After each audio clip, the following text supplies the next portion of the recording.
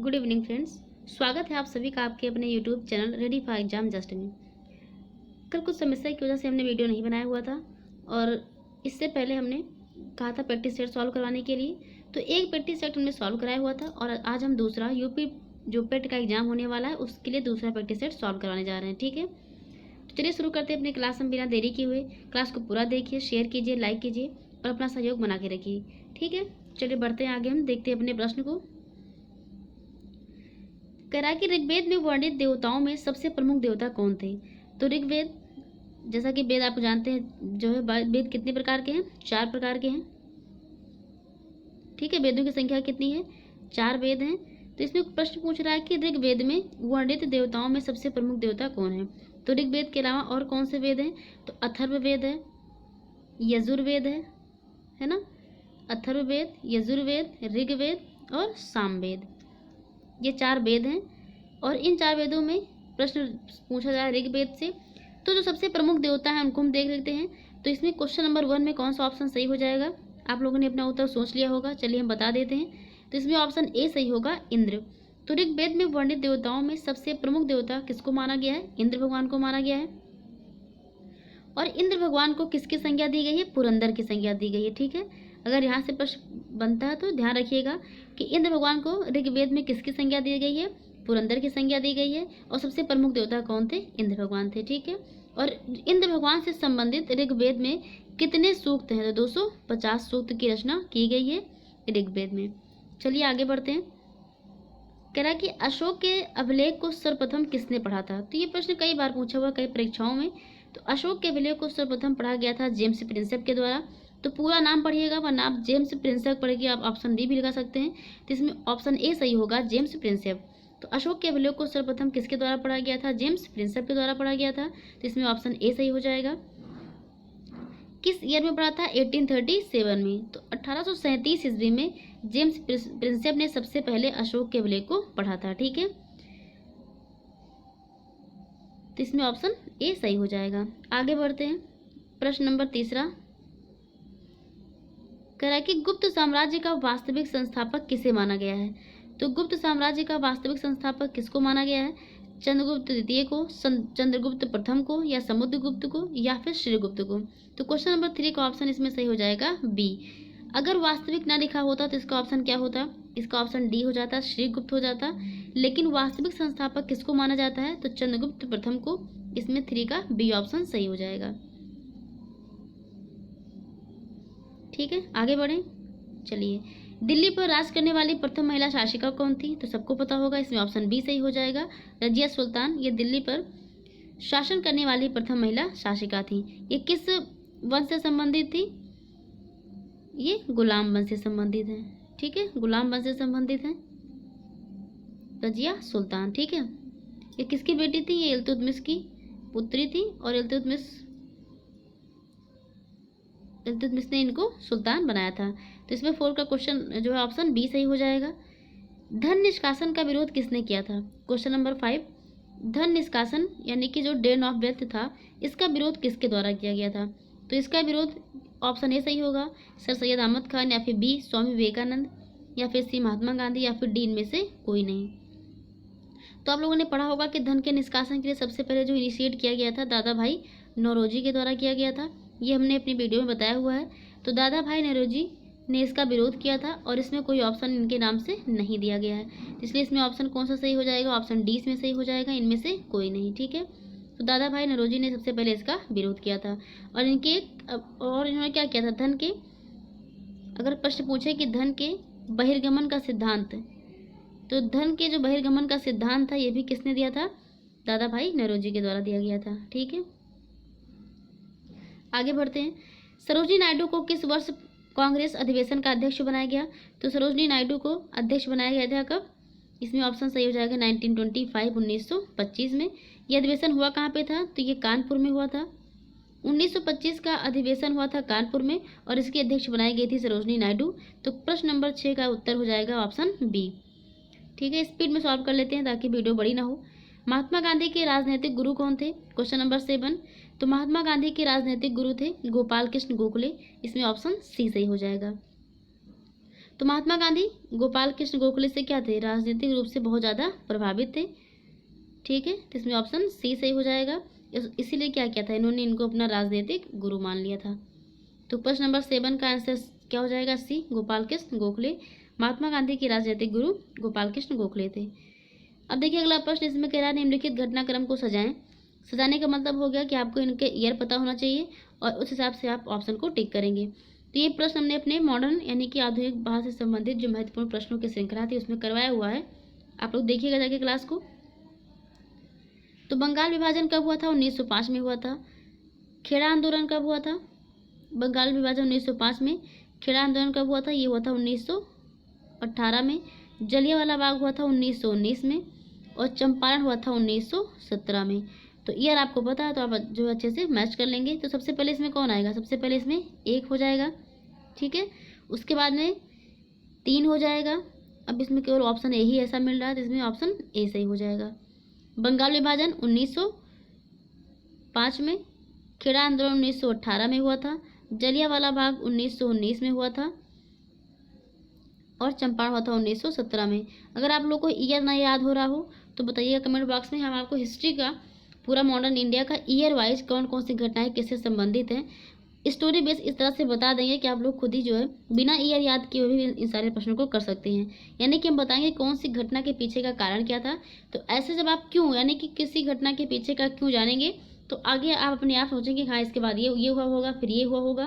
तो ऐसे आप उसको अरेंज कर सकते हैं बिना ईयर को याद किए हुए। सुभाष चंद्र बोस ने कांग्रेस से कब इस्तीफा दिया था, क्वेश्चन नंबर 9 महत्वपूर्ण है। तो सुभाष चंद्र बोस ने इस्तीफा कब दिया था, तो इसमें ऑप्शन सी सही हो जाएगा 1939 में। तो ऑप्शन सी यानी कि 1939 में सुभाष चंद्र बोस ने कांग्रेस के पद से इस्तीफा यानी कि अध्यक्ष के पद से इस्तीफा दे दिया था। ठीक है, अगर क्वेश्चन पूछे और इसके बाद उन्होंने क्या किया था, अगर प्रश्न पूछे फॉरवर्ड ब्लॉक की स्थापना किसने की थी, तो इस्तीफा देने के बाद सुभाष चंद्र बोस ने क्या किया था, फॉरवर्ड ब्लॉक की स्थापना की थी। किसकी स्थापना की थी, फॉरवर्ड ब्लॉक की स्थापना की गई थी किसके द्वारा, सुभाष चंद्र बोस के द्वारा। ठीक है, 1939 में इन्होंने कांग्रेस से इस्तीफा दे दिया था। इसी को उसका हरिपुरी संकट भी कहा जाता है। भारत छोड़ो आंदोलन के समय करो या मरो का नारा किसके द्वारा दिया गया था, तो दिया था महात्मा गांधी ने। इसमें ऑप्शन सी सही हो जाएगा। एशिया की सबसे लंबी नदी का नाम क्या है, तो एशिया की जो सबसे लंबी नदी है उसका नाम क्या है, यांगजी नदी है। यांगजी नदी है कहाँ पे, चाइना में है। कहाँ पे, चीन में है। तो क्वेश्चन नंबर 11 का आंसर ए हो जाएगा। एशिया की सबसे लंबी नदी का नाम है यांगजी नदी। पूरे विश्व की पूछता तो नील नदी हो जाता, सिर्फ एशिया की पूछा है इसलिए ऑप्शन ए सही होगा और ये है कहाँ पे, चीन में है। ठीक है, पूरे विश्व की सबसे लंबी नदी नील नदी पूरे विश्व की एरिया में यानी कि क्षेत्रफल के हिसाब से सबसे जो बड़ी नदी है। देखिए अगर लंबी का मतलब ये हो गया और बड़ी का मतलब उसका एरिया बड़ा है, ये चीज़ है ना। तो ये क्षेत्रफल के हिसाब से अमेजन नदी सबसे बड़ी नदी है और सबसे लंबी नदी नील नदी है पूरे विश्व में। आगे बढ़ते हैं, निम्नलिखित का मिलान करना है। एक तरफ लिखा है पर्वत श्रृंखला, एक तरफ लिखा है महाद्वीप। ठीक है, महाद्वीप यानी कि कौन सी पर्वत श्रृंखला किस महाद्वीप में स्थित है। तो देखिए हिमालय कहाँ पे है, तो ये तो पता ही होगा आप लोगों को, हिमालय एशिया में है यानी 1 का सी सही है। तो इसमें ए ऑप्शन कट हो गया, डी ऑप्शन कट हो गया, बचा बी और सी। इंडीज कहाँ पे है और रॉकी कहाँ पे है, तो इंडीज कहाँ साउथ अमेरिका में है। 2 का ए हो जाएगा, 2 का ए हो जाएगा, इसमें ऑप्शन बी सही हो जाएगा। और रॉकी कहाँ पे है, नॉर्थ अमेरिका में है। तो रॉकी पर्वत कहाँ पे है, रॉकी है नॉर्थ अमेरिका में। ठीक है, एंडीज कहाँ पे है, साउथ अमेरिका में। और हिमालय कहाँ पे, एशिया में है।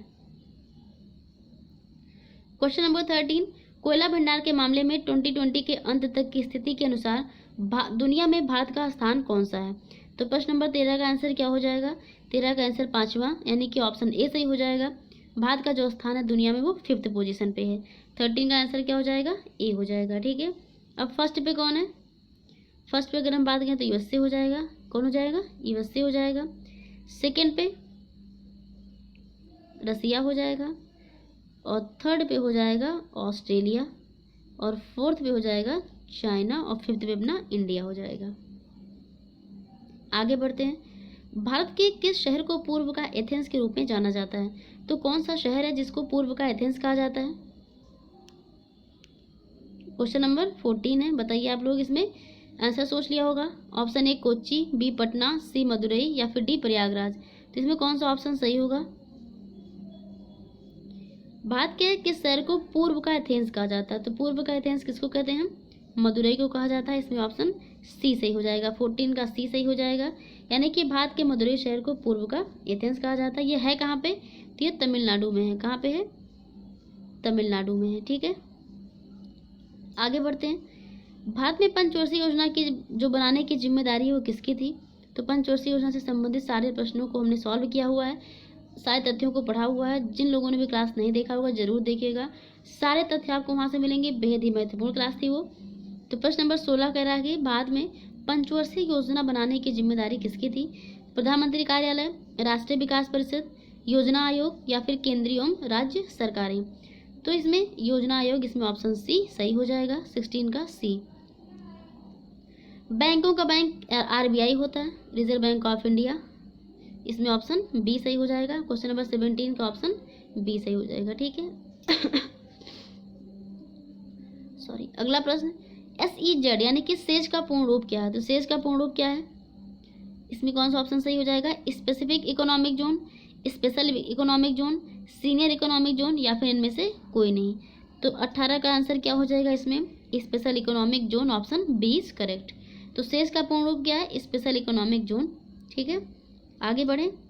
चलिए, हरित क्रांति की सफलता इनमें से किसकी उपलब्धता पर निर्भर थी? कहने का मतलब ये हो गया कि जो ग्रीन रेवोल्यूशन हुआ था, हरित क्रांति हुई थी, इसके जनक कौन है?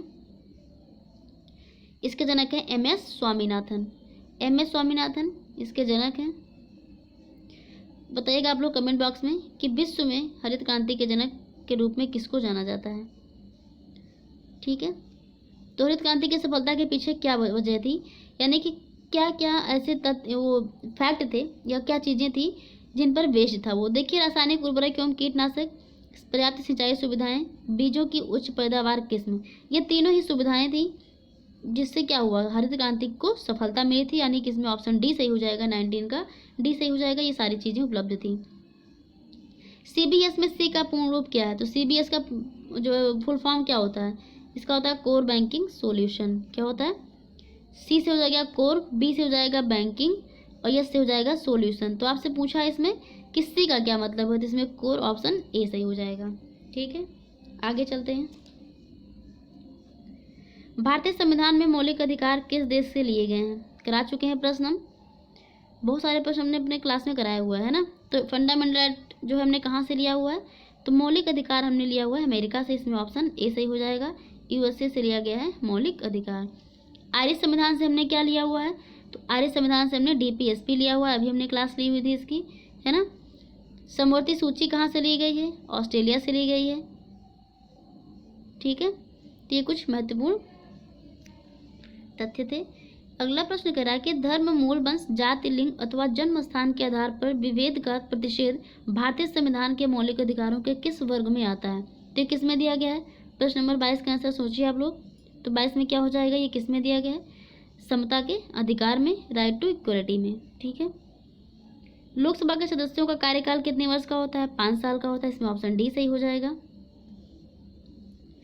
किस आर्टिकल में दिया गया है ये कि जो लोकसभा का कार्यकाल है? ये आर्टिकल 83 में दिया गया है। ठीक है, भारतीय संविधान का कौन सा अनुच्छेद राज्यों में राज्यपालों का प्रावधान करता है? तो 24 का ऑप्शन ए सही हो जाएगा, आर्टिकल 153। इसमें कहता है कि राज्य में क्या होगा? प्रत्येक राज्य के लिए एक राज्यपाल होगा, आर्टिकल 153 में कहता है। और 155 के तहत, आर्टिकल 155 के तहत राज्य के राज्यपाल की जो नियुक्ति है वो राष्ट्रपति करेगा। ठीक है, नियुक्ति की अगर बात करें 155 में नियुक्ति किसके द्वारा की जाएगी? राष्ट्रपति के द्वारा। प्रत्येक राज्य में एक राज्यपाल होगा, ये बात कही गई है आर्टिकल 153 में। ठीक है, इसमें ऑप्शन ए सही हो जाएगा। किस संवैधानिक संशोधन ने भारतीय संविधान में भाग 9 का यानी नगर पालिकाएं जोड़ा था? देखिए, सारी क्लास हम ले चुके हैं, ट्रिक से भी हमने याद भी करवाया था। तो इसमें 74वां संविधान संशोधन, ऑप्शन ए सही हो जाएगा। क्लास लंबी नहीं हो इसीलिए हम जो है स्पीड में क्वेश्चन को सॉल्व करते हैं। अब जो भी ऑप्शन सही होगा हम केवल उसी को पढ़ेंगे। ठीक है, तो 25 का यानी कि 9 का में क्या है? नगर पालिका है। इसको जोड़ा गया था 74वें संविधान संशोधन के द्वारा। भाग 9 में क्या है? पंचायत है, और इसको जोड़ा गया था 73वें संविधान संशोधन के द्वारा। महत्वपूर्ण है ये। आगे बढ़ें, चलिए ठीक, आगे बढ़ते हैं। कह रहा है कि समय की SI इकाई क्या है? बताइए आप लोग, समय की सही क्या है? Question number 26।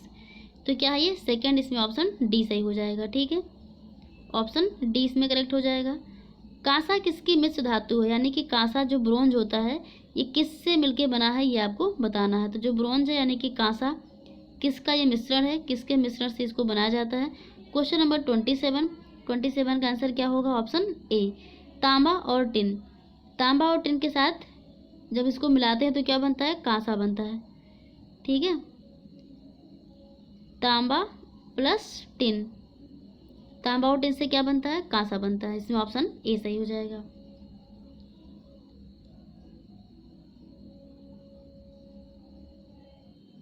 पीतल किससे बनता है? पीतल बनता है तांबा और जस्ता से। ये भी तथ्य महत्वपूर्ण है। तांबा और जस्ता, देखिए तांबा को और जस्ता को मिलाते हैं तो पीतल बनता है।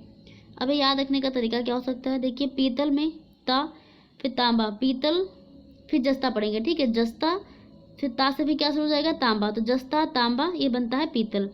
तो जस्ता तांबा पीतल हो जाएगा और तांबा और टीन क्या हो जाएगा? कांसा हो जाएगा। ठीक है, आवर्त सारणी सर्वप्रथम किसके द्वारा दी गई थी? तो ये दी गई थी मेंडलीव के द्वारा। 28 का इसमें सी सही हो जाएगा। किस कोशिका अंग को कोशिका की आत्मघाती थैली कहा जाता है? तो किसको कहते हैं आत्मघाती थैली हम? ये ऑप्शन डी इसमें सही हो जाएगा। ठीक है, तो जो लाइसोसोम है, क्या है? लाइसोसोम। इसी को लयनकाय भी कहा जाता है ना, जो यहाँ पे नाम दिया गया है लयनकाय, इसी को हम बोलते हैं लाइसोसोम। क्या कहा जाता है? लाइसोसोम। इसको क्या कहते हैं? इसको कहा जाता है क्या?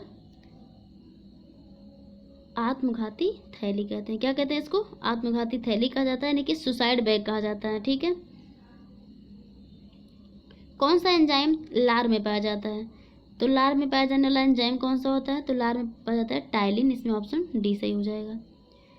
अभी हम सिर्फ जीएस के प्रश्न और करंट के प्रश्न को लेकर चलेंगे हिंदी, यानी कि मैथ्स और ग्राफ को आप लोग कमेंट करेंगे ट्रिक के साथ पढ़ने के, तभी हम उस पर क्लास बनाएंगे। ठीक है, बाकी हम जीएस के अलावा ये रीजनिंग और हिंदी को सॉल्व करा रहे हैं। बाकी जिसको मैथ्स पढ़ना होगा ट्रिक के साथ, यानी कि बिना सॉल्व किए आंसर अगर आपको टिक करना है, ऐसी मैथ्स अगर आपको पढ़नी है तो आप लोग कमेंट करिएगा।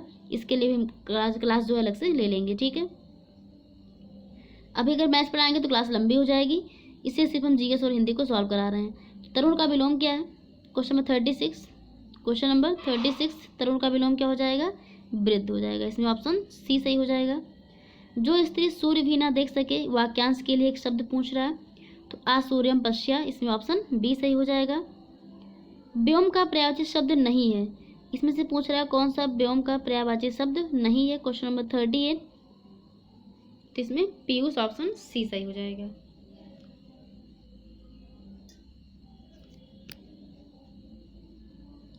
आगे बढ़ते हैं। देखिए करा कि शेर को सवा शेर लोकोक्ति का क्या अर्थ होगा? तो एक से बढ़कर दूसरा हो जाएगा। सूरज का सातवां घोड़ा या गुनाहों का देवता, ये किसकी रचना है? तो ये रचना किसकी है? ये धर्मवीर भारती की है।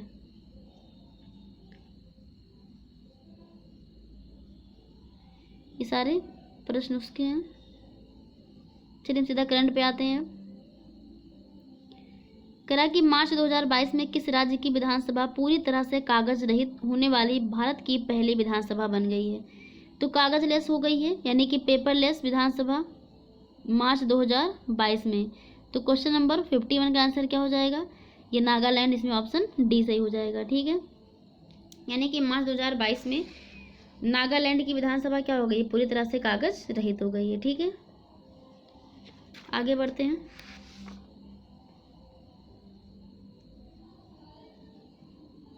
करा कि 5वें बिम्स्टेक शिखर सम्मेलन की मेजबानी वर्चुअल माध्यम से किस देश के द्वारा की गई है? तो बिम्स्टेक का सम्मेलन इस बार का कहाँ पे हुआ है? तो बिम्स्टेक का सम्मेलन कहाँ पे हुआ है? ये हुआ है श्रीलंका में। इसमें ऑप्शन बी सही हो जाएगा। तो क्वेश्चन नंबर 52 का ऑप्शन बी सही हो जाएगा। बिम्स्टेक का सम्मेलन कहाँ पे हुआ? श्रीलंका में। ठीक है, आगे चलें। क्वेश्चन नंबर 53 में पूछ रहा है कि 5 जून 2022 में किस राष्ट्रीय जांच एजेंसी, यानी किसे राष्ट्रीय जांच एजेंसी का महानिदेशक नियुक्त किया गया? एनआईए, इसका महानिदेशक किसे बनाया गया? क्वेश्चन 53, तो इसमें ऑप्शन दिनकर गुप्ता सी सही हो जाएगा। एनआईए के महानिदेशक के रूप में किसकी नियुक्ति की गई है? दिनकर गुप्ता की नियुक्ति की गई है। जून 2022 में कौन राष्ट्रीय रक्षा अकादमी की परीक्षा में लड़कियों की कैटेगरी में टॉप करने वाली पहली छात्रा बनी है? मोस्ट इम्पॉर्टेंट क्वेश्चन, क्योंकि एनडीए में ये महिलाओं के लिए पहली बार इसके लिए जो सुविधाएं प्रदान की गई हैं, तो इसमें लड़कियों की कैटेगरी में टॉप किसने किया हुआ है? Question number 54। तो ये किया गया सनन ढाका के द्वारा। ऑप्शन ए सही हो जाएगा। वैश्विक प्रतिस्पर्धा सूचकांक 2022 में भारत को कौन सा स्थान प्राप्त हुआ है? तो इनको कौन सा स्थान मिला हुआ है? 37वां। इसमें ऑप्शन डी सही हो जाएगा। जून 2022 में किन दो शहरों के बीच भारत गौरव योजना के तहत देश की पहली निजी ट्रेन चलाई गई है? योजना कौन सी है? भारत गौरव योजना। तो इसके तहत जो ट्रेन चलाई गई है वो चलाई गई है कोयम्बटूर उत्तर से साईनगर शिरडी तक। तो इसमें ऑप्शन बी सही हो जाएगा। ये दो शहरों के बीच में भारत गौरव योजना के तहत चलाई गई निजी ट्रेन है। अप्रैल 2022 में कौन जिला आयुष्मान भारत प्रधानमंत्री जन आरोग्य योजना सेहत योजना के तहत 100% घरों को कवर करने वाला देश का पहला जिला बन गया है? क्वेश्चन नंबर 57 जिला पूछ रहा है, तो जिला है सांबा। इसमें ऑप्शन ए सही हो जाएगा। भारत के किस शहर ने विश्व के ट्री सिटी का खिताब लगातार दूसरी बार जीता है? The tree city of the world. Question number 58। इसमें ऑप्शन सी सही हो जाएगा। हैदराबाद लगातार दूसरी बार जीता है। हैदराबाद ने the tree city of the world का खिताब। जून 2022 में केंद्र सरकार द्वारा सशस्त्र बलों में युवाओं की भर्ती के लिए शुरू की गई योजना का नाम क्या है? Most important question number 59। तो इसमें ऑप्शन सी अग्निपथ योजना नाम है। आप लोग अग्निवीर देख के कन्फ्यूज मत होना। तो अग्निपथ योजना के तहत जिनका सिलेक्शन होगा उनको कहा जाएगा अग्निवीर। इनको क्या कहा जाएगा? अग्निवीर कहा जाएगा। योजना का नाम है अग्निपथ योजना। जून 2022 में कौन सा देश प्रत्येक सिगरेट पर चेतावनी छापने का निर्णय लेने वाला विश्व का पहला देश बन गया? Question number 60। तो ये कनाडा है। इसमें ऑप्शन ए सही हो जाएगा। बगदाद किसकी राजधानी है? तो ये इराक की राजधानी है। चेराव कहाँ का लोक नृत्य है? चेराव कहाँ का है? ये मिजोरम का। इसमें ऑप्शन ए सही हो जाएगा। कितने भारतीय राज्यों की सीमाएं भूटान की सीमा से लगती हैं? Question number 63। इसमें ऑप्शन ए सही हो जाएगा। कौन कौन सी है? अरुणाचल प्रदेश है, फिर असम है, वेस्ट बंगाल है और सिक्किम है। वेस्ट बंगाल, सिक्किम, असम, अरुणाचल प्रदेश, ये 4 सीमाएं किससे लगती हैं? भूटान से लगती हैं। भारतीय फिल्म और टेलीविजन संस्थान कहाँ स्थित है? Question number 64। ये पुणे में स्थित है। ऑप्शन डी सही हो जाएगा। तो भारतीय फिल्म और टेलीविजन संस्थान ये पुणे में स्थित है। लेडी विद द लैम्प किसे कहा जाता है? Question number 65। Lady with the lamp कहा जाता है फ्लोरेंस नाइटिंगेल को। ऑप्शन डी इसमें सही हो जाएगा। विश्व व्यापार संगठन में कितने सदस्य हैं? Question number 66। तो इसमें 164 सदस्य हैं। इसमें ऑप्शन डी सही हो जाएगा। फील्ड्स मेडल पुरस्कार जीतने वाली दूसरी महिला का नाम क्या है? Question number 67। इनका नाम है मैरिना बियाजोवस्का। ऑप्शन डी इसमें सही हो जाएगा। ठीक है, आगे बढ़ते हैं। पुस्तक भारतीय संविधान अनकही कहानी के लेखक कौन है? Question number 68। अनकही कहानी, भारतीय संविधान अनकही कहानी के लेखक कौन है? तो यह राम बहादुर राय। इसमें ऑप्शन सी सही हो जाएगा। जून 2022 में संपन्न हुई भारत की प्रथम श्रेणी क्रिकेट प्रतियोगिता रणजी ट्रॉफी किस 22 का खिताब मध्य प्रदेश ने किसको पराजित करके पहली बार जीता है? Question number 69। किसको पराजित किया है? ये मुंबई को। इसमें ऑप्शन बी सही हो जाएगा। जीता कौन है? एमपी, मध्य प्रदेश जीता है। उपविजेता कौन है? मुंबई है। विश्व पर्यावरण दिवस कब मनाया जाता है? 5 जून को। इसमें ऑप्शन ए सही हो जाएगा। गद्यांश पढ़ के उत्तर देना, ये आप लोग खुद से करिएगा। पीडीएफ चाहिए होगी तो हम डाल देंगे टेलीग्राम पर, आप लोग वहाँ से देख सकते हैं। ठीक है, बाकी ग्राफ के क्वेश्चन है, सॉल्व करिएगा आप लोग। जहाँ नहीं आएगा आप लोग कमेंट करिएगा, हम उस पर वीडियो बना देंगे। तो क्लास को देखिए, शेयर कीजिए, चैनल को सब्सक्राइब कीजिए, लाइक कीजिए। आज की क्लास में इतना ही। धन्यवाद।